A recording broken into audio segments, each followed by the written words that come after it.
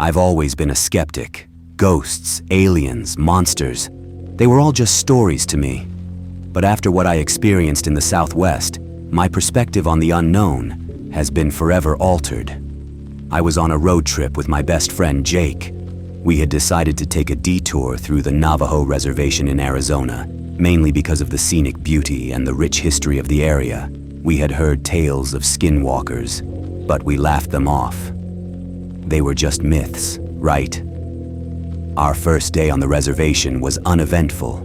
We visited a few local spots, interacted with some of the locals, and set up camp near a canyon. As night fell, we sat around our campfire, sharing stories and enjoying the serenity of the desert.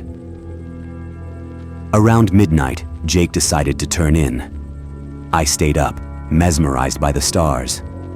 The Milky Way stretched across the sky, and I felt a profound sense of peace. That is, until I heard it. A low, guttural growl echoed through the canyon. I froze, thinking it might be a coyote or a mountain lion. But then, I heard a voice. It was distorted, as if someone was speaking through a broken radio, but it was unmistakably Jake's voice. "Come here," it beckoned. Confused, I turned to our tent. Jake was sound asleep. The voice called out again, this time from the opposite direction. I grabbed a flashlight and shone it towards the source. What I saw will haunt me forever. Standing on a ridge was a figure. It looked like a man, but its limbs were elongated and its eyes glowed a sickly yellow. It wore tattered clothing and its skin was a mottled gray. But the most disturbing part was its face. It was Jake's face. I stumbled back, my heart racing. The creature mimicked Jake's voice again. "Come here." It took a step towards me, its movements jerky and unnatural. Suddenly, I felt a sharp pain on my arm.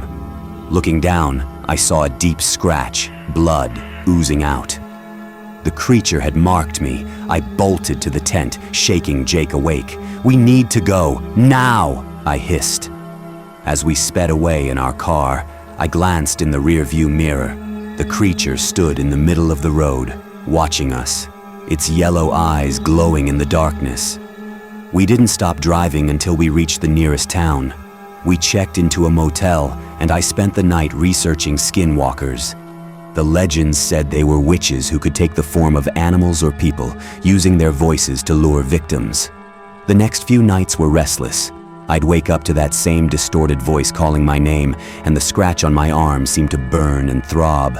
It was clear that the creature had not only marked me, but was now haunting my every move. Jake and I decided to consult a local Navajo elder. He told us that by interacting with the skinwalker, I had inadvertently invited it into my life. The only way to rid myself of its torment was to confront it and perform a purification ritual. With heavy hearts, we returned to the reservation. The confrontation with the skinwalker was terrifying, but with the elder's guidance, we managed to complete the ritual. The haunting ceased, but the scars, both physical and emotional, remain. The Southwest is beautiful, but it holds secrets that are beyond comprehension. And I'll never set foot on the Navajo Reservation again. To all of you reading this, please, be careful when you venture into unknown territories. Some legends are rooted in truth, and some nightmares are very, very real.